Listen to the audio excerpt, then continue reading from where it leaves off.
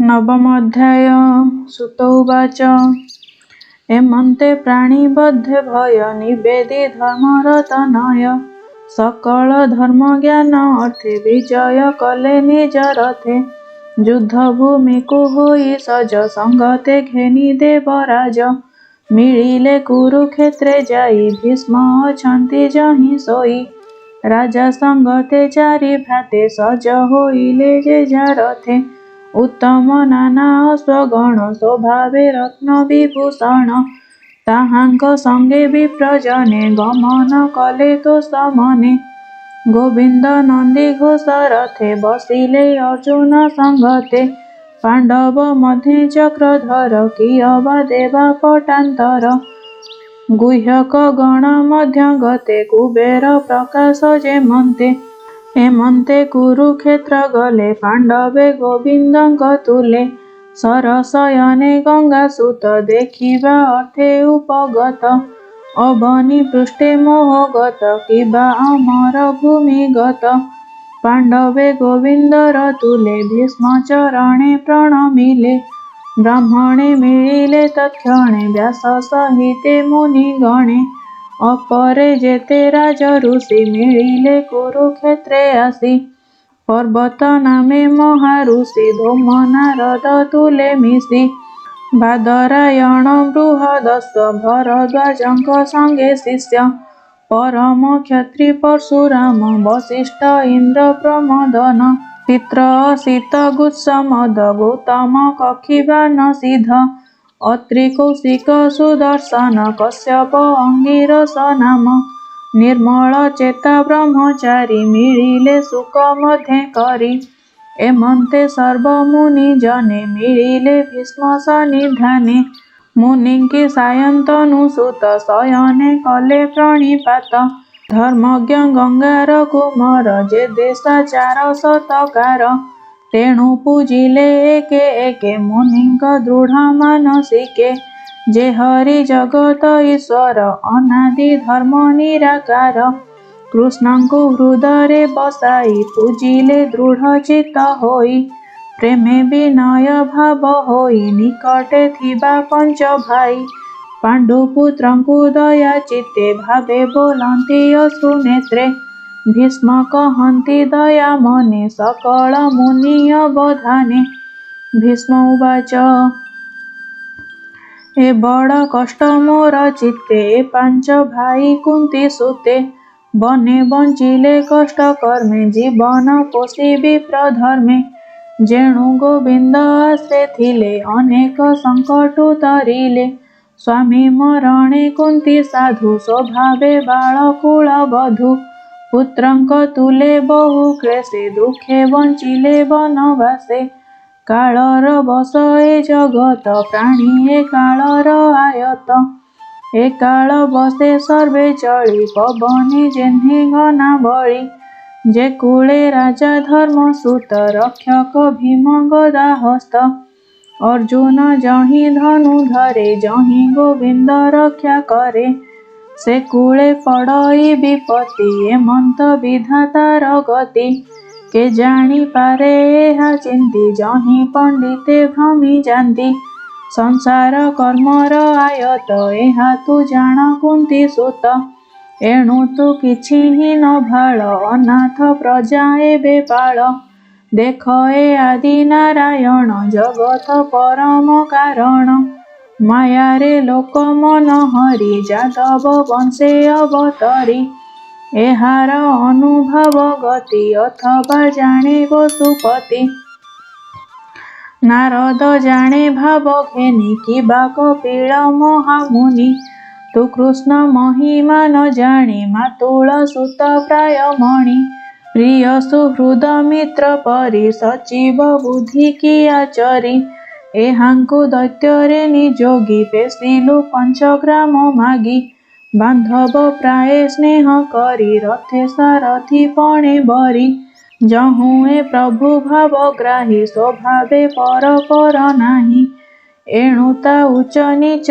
कर्म योग्य अयोग्य सबु सम एथाई भक्तंक हिते देख मो भाग्यर आयते जीवन छाड़िबार काले मिलिला सरसज्जा तले जार चरण भक्ति बले निश्चल मने अंत काले तुंडे जे नाम उच्चारन्ति परम पदे से मिशन्ति कर्म बासना जाई दूर एमंत महिमा जाहार से देव देव भगवान भावे जानिले मोर मन चित्ते प्रसन्न हेउ मोर मुहि छाड़िबि कलेबर प्रफुल्ल कमल लोचन सुंदर हर्षित वदन चक्र सहिते महाबाहु से मोर ध्यान पथे रहु सुतौवाच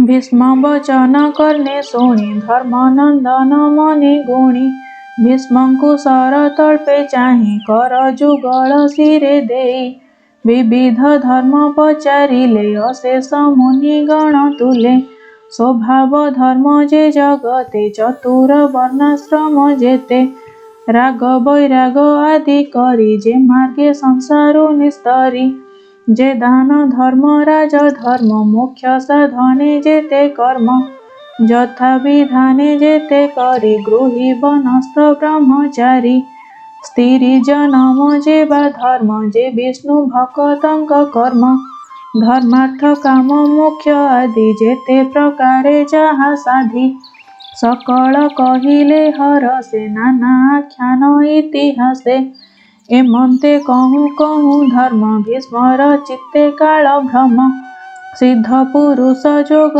बले जहा चिंतन्ति अंत काले से काल अति पुण्य धर्म उत्तरायण जार नाम से काल आगमन देखी संकोच कले बेनी आखि सहस्र सहस्र वचन शुणाई होइले मौन तत्क्षणे विष्णु भाव घेनी गंगानंदन हेले तोनी सर्वु संहरि दृष्टि मन कृष्ण चरणे अवधान जे हरि अछि अग्रे बसे चतुर भुज परकाशी पीत बसन कटि भागे बिजुली जेन्हे नील मेघे एमंत कृष्ण रूप हेजी वचन श्रमे चक्षु बुझी धारणा जोगे ध्यान करी संशय दूरे परिहरी युद्धर श्रम जेते थिला तत्क्षणे शरीरु छाड़िला इंद्रिय अर्थे जेते कर्म चित्तु छाड़िला माया भ्रम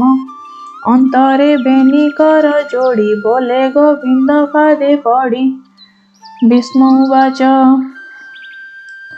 एमंत भावे मन मोर कृष्णावर्जित निर्विकार कृष्ण शरीरे हेउलीन जे हरि भकत तारण जार महिमा जोगी जने चिंती न पांति जोग ध्याने स्वसुखे थाई अविरते प्रकृति बसे विश्व अर्थे प्रकृति तहुए जगत प्रवाह रूपे अत जात तामल पत्र प्राय वर्ण जे रूपे मोहे त्रिभुवन पीत बसन कटि सोहे प्रकाशे रवि रश्मि प्राय अलका आवृत कपोल विराजे वदन कमल अर्जुन सखा पाद तले मुचित रहु सुनिश्चले संग्रामे अश्वधूलिकाए शिर वदन धूम्र प्राय विराजे स्वेद कणा अंगे विविध अलंकार रंगे मोहर तीक्ष्ण बाण पंक्ति जार कवचे झलकंती से रूपे पशु मोर प्राण ए भव जळु परित्राण जे हरि अर्जुन वचने रथ निवेशी मध्य स्थाने अनाई कटाक्ष लोचने आयुष हरे कर सैन्य तार चरणी मन चिंती निरते हेउ मोर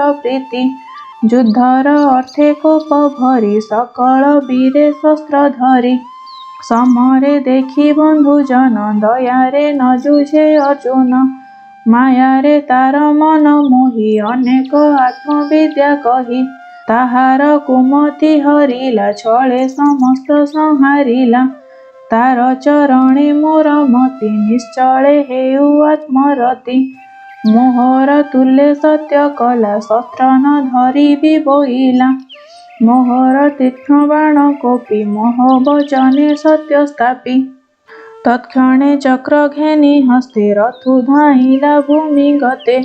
स्वधर्म समर उपेक्षी सिंह जे सने गज देखी। धामन्ते अबनी कंपिला उत्तरी कंधु उड़ी गला। चक्र उंचाई महाकोपे मिलिला मोहर समीपे। मुआ तताई पणे संधि अनेक बाण रोषे बिंधी। विशीर्ण कली स्नेही अंगे देखी धाइला अति बेगे। रुधिर भूषण शरीरे भूमिकंपई पाद भरे। हरिबा पाई मोर प्राण मु एबे पशिली शरण। विजय रथे जे सारथी रथ आरोही शुभ चिंती। हयंकर रश्मि जेहु धरे सेहु पे मन रहु स्थिरे। संग्राम करी जेते मले ता मुख देखी तरी गले। एबे मोहर अंत काले मो चित्त रमुता पयरे।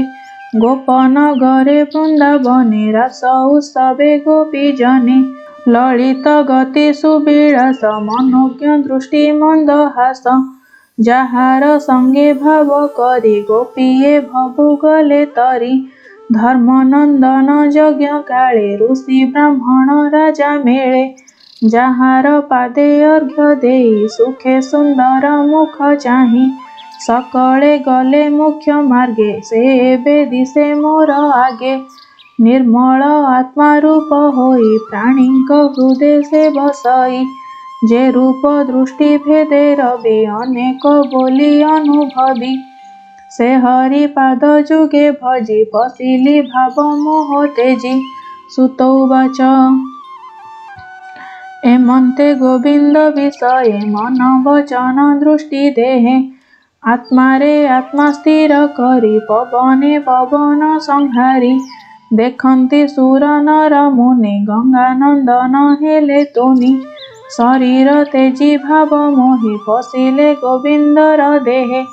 भीष्म मरण देखी भले जे अबा थिले कृष्ण तुले। मौने बसिले समस्ते पक्षिए जेन्हे दिन अन्ते। तत्क्षणे दुन्दुभि शबद वेद मानवे कले बाध्य। साधु शबद शून्ये स्फुरे पुष्प बरसे निरन्तरे। तत्क्षणे युधिष्ठिर जाई अनले भीष्म देह दही। मुहूर्ते बसी दुख मने उठी सकल महाजनी। जे जाहा मते स्तुति कले न मिले कृष्ण पाद तले। उठी सकले दुख चित्ते गृहे चलिले जे झामते। पांडवे कृष्णर संगते हस्तिना मिलिले तुरीते। तत्क्षणे अंतपुरे जाई अंध गांधारीकी बुझाई। गोविंद धृतराष्ट्र बोले युधिष्ठिरंकु राजा कले। से राजा धर्मे राज्य कला जा पितृ पितामहे थिला। एमन्ते करी राजपण संगते घेनी नारायण। से नारायण पादगत शरण दास जगन्नाथ। इति श्रीमद्भागवते महापुराणे पारमहंस्यां संहितायां प्रथमस्कन्धे युधिष्ठिर राज्य प्रलम्भो नाम नवमोऽध्यायः।